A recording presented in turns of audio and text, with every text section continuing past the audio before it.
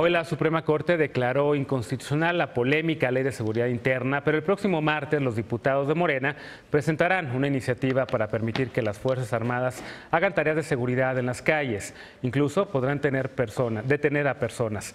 Balazos y no abrazos es la Ley de Seguridad Interna con esteroides. Veamos el contexto. Este miércoles Andrés Manuel López Obrador presentó su plan de paz y seguridad. Parte de la concepción de atender antes que nada lo económico y social, atender las necesidades de los mexicanos. En la idea de que la paz y la tranquilidad, como aquí se ha mencionado, son frutos de la justicia. El plan tiene 8 ejes de acción: erradicar la corrupción y reactivar la procuración de justicia, impulsar programas de desarrollo y bienestar, respeto y promoción de los derechos humanos, establecimiento de una constitución moral y un gobierno austero, reformular el combate a las drogas, implementar un sistema de justicia transicional y una ley de amnistía. Salta a la vista la necesidad de dejar de lado la fantasía de que es posible superar la inseguridad y violencia mediante soluciones únicas y unidimensionales.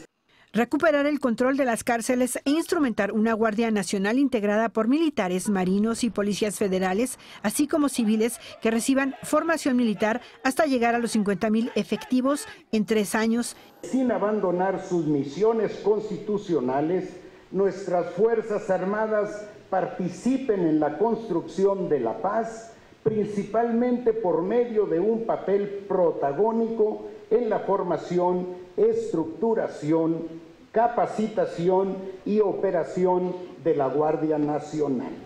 Se dividirá al país en 266 coordinaciones regionales para dirigir el despliegue de las fuerzas de seguridad. Según Durazo, el plan busca garantizar la paz y mejorar la vida de cada uno de los mexicanos, pero organizaciones civiles alertaron que el plan militariza en los hechos la seguridad pública.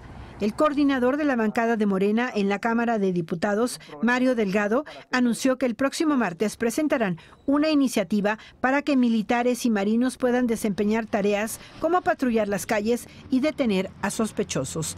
Punto y contrapunto.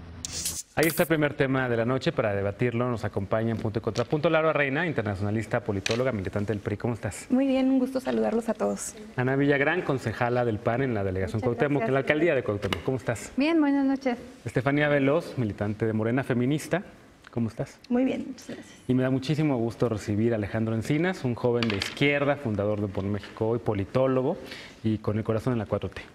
Muchas gracias por la invitación, Genaro. ¿Cómo estás? Todo muy bien. Qué padre que estás por acá. A ver, empezamos primero con este tema polémico, por supuesto. Ayer dio muchísimo de acá hablar en redes sociales la presentación del plan de seguridad del presidente electo Andrés Manuel López Obrador, en un evento en donde estaba acompañado de Olga Sánchez Cordero, de Alfonso Durazo y muchos de los integrantes de su... prácticamente estaba despotricando, al igual que muchos de los activistas que en los últimos años han condenado la militarización del país y diciendo prácticamente que era lo mismo. Lo que se estaba presentando, así lo dijo Alfredo Lecona, era esta afirmación de organismos de sociedad civil.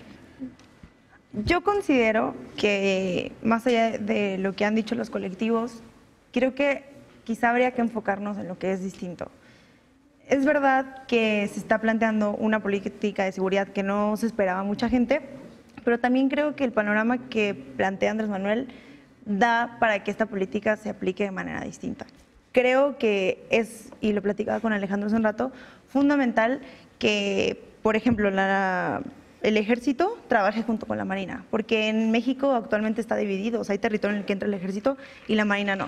Mucha gente dice, quizá el ejército es más corrupto que la marina y lo que sea. Entonces creo que me parece bien que se haya creado, digamos, una estrategia de cooperación entre ambas. Creo que también el tema de la marihuana tiene que ver. Si nos planteamos un país en el que la marihuana sea legal, también la política de seguridad puede ser distinta. Fuera de eso, creo que hay que ver las otras cosas que van a venir.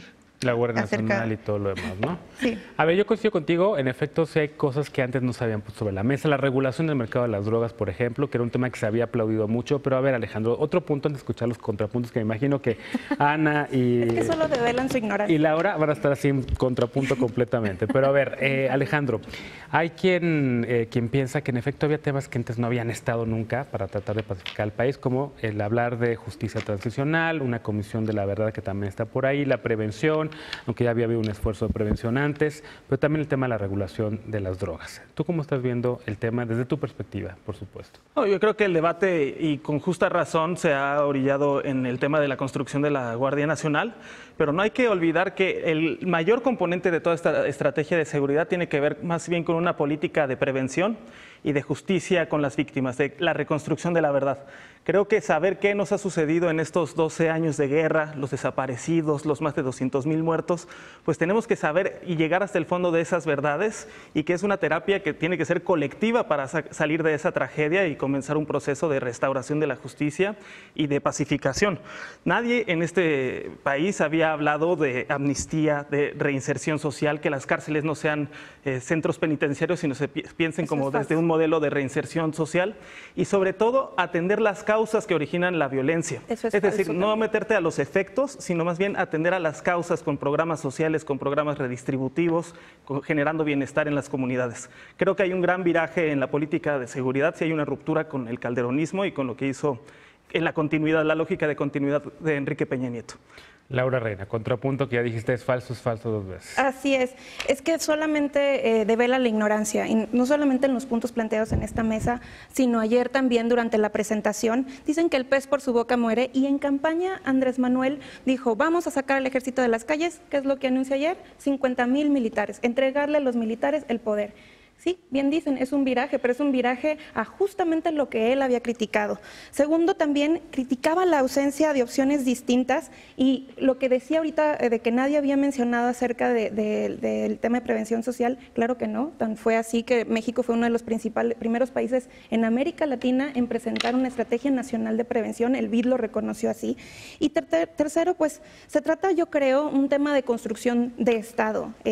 A mí me parece que el diagnóstico de decir que la causa de la violencia es la pobreza es estigmatizar a la gente pobre. Si fuera así, entonces Chiapas sería un estado con mucha violencia. Es un argumento Margarita Zavala, por cierto. Yo creo que los argumentos no solamente sean de ella, sino también se había planteado en su momento, recuerdo una gira del secretario de Gobernación en Chiapas, en donde mencionaba, en el entonces secretario de Gobernación, Miguel Osorio, donde justamente se hablaba de Chiapas como uno de los estados con más seguridad y hay más pobreza. Entonces, a mí me preocupa mucho el diagnóstico de decir, México tiene violencia porque hay gente que está en la pobreza. Me parece que el diagnóstico parte mal. Y decían que el cementerio está lleno de cruces de buenas intenciones. Yo veo una lista de muchas buenas intenciones que tiene una serie al menos de los documentos que hicieron llegar ayer, que me preocupa a mí muchísimo cómo está entendiendo el nuevo gobierno y ni siquiera ni por dónde empezar con el tema de los militares. A ver, ahorita regresamos a que hay otra vez contrapuntos de este lado más bien, pero escuchemos a Ana Villagrán. Hay quien dice que es una continuación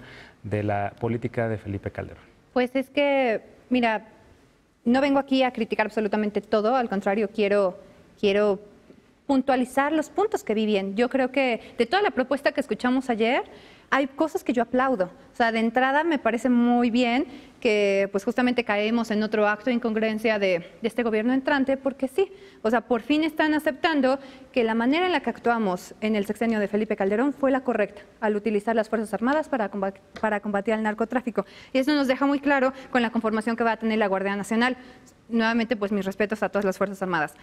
Y otra, de los puntos que observé bien, en el tema de combatir la corrupción, que ya se considere la corrupción como un delito grave y sin libertad de fianza, se me hace fantástico, porque por fin empezamos a escuchar un discurso enfocado en justicia. También lo de combatir la impunidad en violaciones de derechos humanos, que se sancionen la no atención a recomendaciones de derechos humanos, se me hace igual increíble. Derechos humanos, como yo lo he dicho, ha sido una bandera... Increíble, pero sin fiscalía. Ha sido una bandera del Partido Acción Nacional.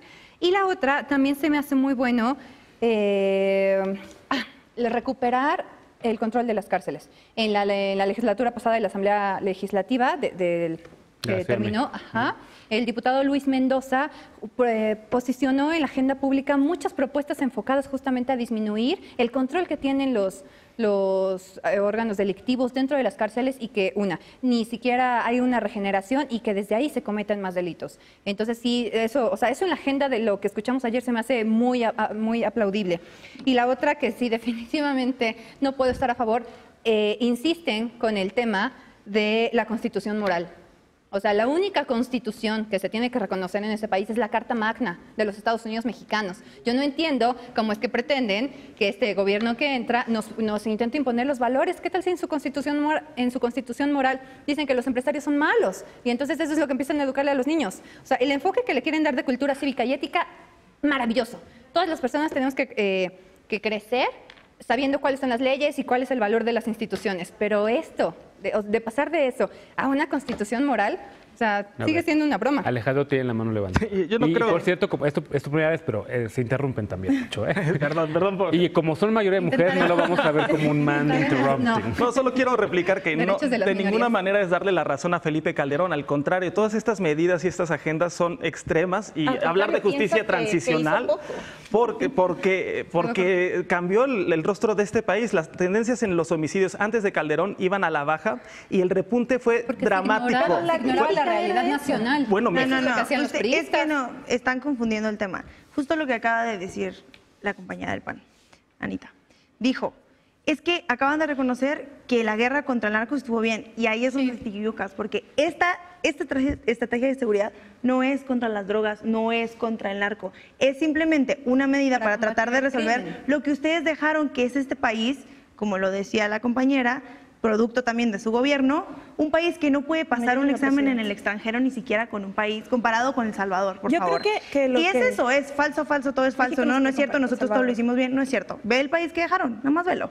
Y yo creo que por eso mismo, tienen que entender, esto no es la guerra contra Calderón, no, esto no es la guerra contra el narco, no es la guerra contra las drogas, es una política por primera vez de seguridad de verdad. Son dos no es la guerra contra las drogas. Es un cuerpo militarizado para la seguridad pública. No creo que tú no veas que es la guerra contra las drogas.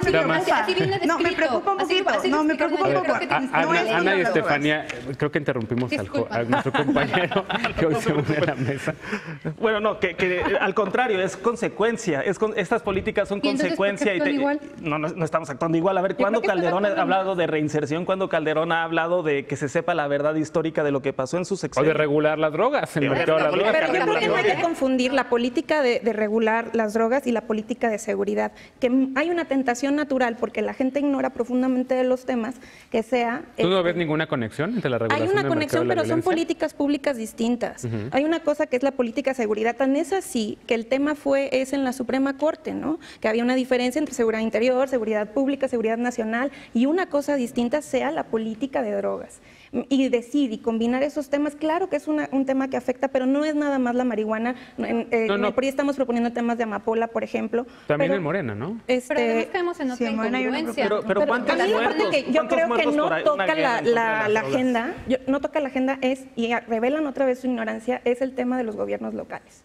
No viene en ninguna parte cuál va a ser la responsabilidad de los estados, de los municipios, no se habla de las policías, dice, la policía es insuficiente, se lo vamos a dar el mando a los militares para que ellos lo capaciten. ¿De dónde van a sacar 50,000 mexicanos y mexicanos que quieran ser policía? Bueno, el ingreso Cualquiera del ejército... que haya trabajado en temas de seguridad o que conozca un poco sobre el tema, sabe lo complicado que es formar policías. Y que la gente confíe en ellos y que la gente trabaje de la mano con ellos. Y además todavía el tema de que los militares van a poder hacer funciones del Ministerio Público, a mí me parece muy preocupante y sobre todo porque... Sería la Policía Nacional, ¿no? La Guardia Nacional. Bueno, y aparte, ¿cuál es la diferencia de la Guardia Nacional con la Gendarmería?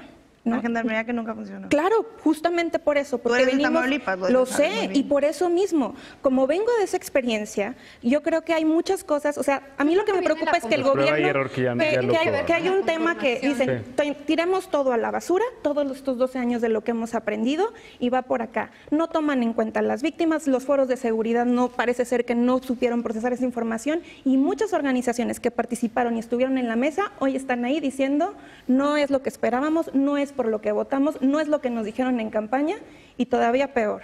¿no? Se tomó en cuenta a las víctimas como nunca. A ver, ningún gobierno, yo como creo que ningún muchas presidente. víctimas de Tamaulipas dijeron presidente eso. se sentó a escuchar. Claro podemos que escuchar sí, nuevamente claro que sí. a Alejandro. No digas mentiras en televisión, por favor. No, ahí Peña Nieto se sentó a escuchar a las víctimas y les dijo, perdón. Te puedo enseñar fotos, te las Y tuiteo tu ahorita. jefe, mucho A ver, menos. voy a tratar de Escuchemos a Alejandro, todos, por favor. Son preocupaciones, ¿no? Al Si se final están de tomando cuentas. estas medidas es porque en los últimos sexenios no se logró crear un cuerpo policíaco profesional, Es la bien Policía remunerado, capaz de combatir el crimen organizado. Policía Federal. El reconocimiento de que no funciona es que ustedes mismos sacaron al ejército a las calles y no lograron crear todo este cuerpo profesional. Y creo que esta medida Hay Policía hay que Federal. revisar porque también se están diciendo cosas descontextualizadas que no se han comentado. Hay que ver cómo viene la iniciativa el próximo martes. Honestamente, sí me preocupa que no quede, por ejemplo, al mando de un civil. Claro. Pero vamos a ver, yo digo, esperemos, tengamos un poco de paciencia y veamos las... Sí va a estar a cargo de una autoridad civil. Tengamos paciencia y revisemos y discutamos a fondo, pero sin especulaciones hay y sin que darle muchas cosas que se están confianza a la diciendo Guardia en el Nacional. aire. Ahí yo creo que sí vamos bien, justamente por su conformación. O sea, la va a conformar la Policía Militar, Policía Naval, Policía Federal, civiles, soldados entrenados. Y lo que a mí sí me anima